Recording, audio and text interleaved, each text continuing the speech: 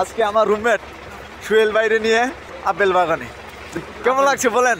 টাটকা আপেল মানে কখনো বাংলাদেশে আমরা আপেল খাইলো দেখা গেছে 10 দিন 20 দিন পরে যে আপেলগুলো যায়, এই যে পরে সেই আপেলগুলো যদি বাংলাদেশে বেচা হয় দেখা গেছে লাখ টাকার আপেল পড়ে আছে, অথচ এগুলা দেখেও না। আপেলগুলো একটু দেখান তো, দুই একটা তুলে দেখান। কত সুন্দর আপেল, টাটকা আপেল, একদম টাটকা আপেল, কোনো ই নাই, কোনোই নাই। আপেলগুলো যে পড়ে আছে তা কত কেজি হতে পারে? Minimum 1 ton, 100 ton minimum. Minimum 100 ton, যদি খালি প্রতি কেজি 100 টাকা করে হয় তাও লাখ টাকার উপরে।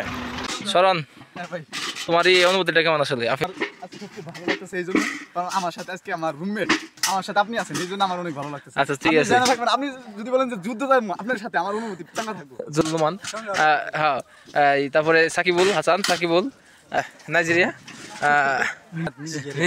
হ্যাঁ আচ্ছা, এইগুলো ছাড়া কিছু বুঝতেছি না তো। ওদের সাথে আপেল তবে ওরা খুব পরিশ্রমী, হার্ডলি, হ্যাঁ হার্ডলি।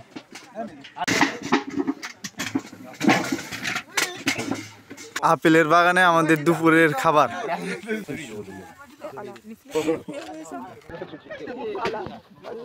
আজকে নতুন এক অভিজ্ঞতা, এর আগে আমি কাজে আসছিলাম আপেল বাগানে, কিন্তু আমরা খাওয়া দাওয়া করছি, একটা ঘরে নিয়ে রাখছিল, পরে ওই ঘরে আমরা খাওয়া দাওয়া করছি। তবে আজকে এই প্রথমবার আপেল বাগানে কাজ করতে এসে আপেল বাগানে আমরা দুপুরের খাবার খাইলাম। খাবার খেয়েছি, প্রাণটা জুড়ে গেছে আজকে।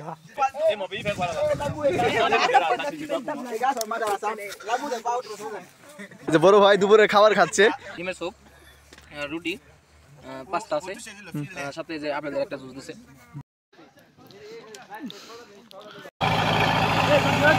এই যে সোহেল ভাই, শরণ, কি অবস্থা?